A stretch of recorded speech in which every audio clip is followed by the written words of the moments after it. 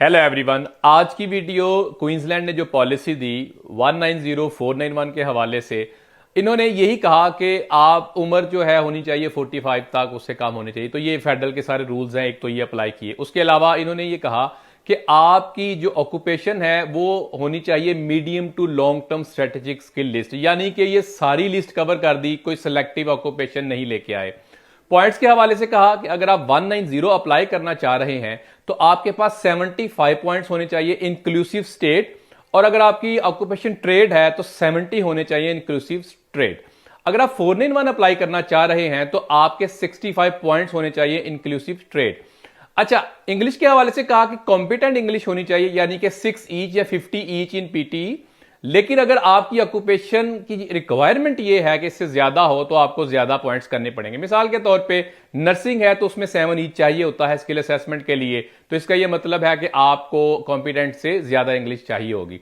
इसके अलावा बात की इन्होंने कि वर्क एक्सपीरियंस, तो आप काम कर रहे हो पिछले 3 महीने से और आपके पास आइंदा आने वाले 12 महीने का कॉन्ट्रैक्ट होना चाहिए, 30 आवर्स इन अ वीक, अगर आप 190 के लिए अप्लाई कर रहे हैं। अगर आप 491 के लिए कर रहे हैं तो आप अभी काम कर रहे हो और आइंदा आने वाले 6 महीने का आपके पास कॉन्ट्रैक्ट हो। कैच इसके अंदर यह है कि 491 के लिए अगर आप किसी स्टेट और में रह रहे हैं तो वहां पे जाके आप अप्लाई कर सकते हैं, यानी इसमें आपको देखा जाए तो रेजिडेंसी की कोई रिक्वायरमेंट इन्होंने नहीं दी। इसके अलावा कैविएट्स हैं कुछ, मिसाल के तौर पे अगर आप अकाउंटेंट हैं तो आप या तो अकाउंटिंग फर्म में काम कर रहे हो या मीडियम और या लार्ज कंपनी में काम कर रहे हो जिसमें कम से कम 20 लोग काम उसके अंदर कर रहे हो। इसके अलावा इन्होंने कहा शेफ्स और कुक्स वो टेक अवे या फास्ट फूड के अंदर काम ना कर रहे हो। एक्सटर्नल ऑडिटर और एक्स्ट्रा जो इंटरनल ऑडिटर है वो एज अ अकाउंटेंट काम ना कर रहा हो। तो ये इन्होंने कैविएट की बात की। ईओआई के हवाले से बात की, एक तो वो ईओआई मानी जाएगी जो कि 5 सितंबर या उसके बाद आप अप्लाई करेंगे।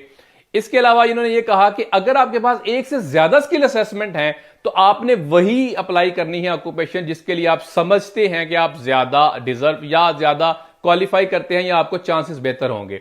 अगर आपने 190 491 दोनों अप्लाई करने हैं क्वींसलैंड के, तो कहा यह गया कि आपने एक ही ईओआई करनी है, दोनों सिलेक्ट करने हैं। एक्सक्लूसिव ईओआई आपने करनी है क्वींसलैंड के लिए, तो ही हम आपको देखेंगे। इसके अलावा इन्होंने ये कहा कि अगर आप कभी नॉमिनेट हो चुके यानी 491 के लिए, तो हम आपको 190 के लिए नहीं करेंगे, और अगर 190 के लिए तो 491 के लिए करेंगे, वो तो कोई करेगा भी नहीं। तो ये जो ओवरव्यू है ओवर क्वींसलैंड का इन्होंने ये दिया। उसके अलावा और भी डिक्लेरेशन वगैरह की भी बात हुई। तो अगर आपको कोई सवाल है कमेंट बॉक्स में कमेंट कर सकते हैं। Follow for more. Thank you.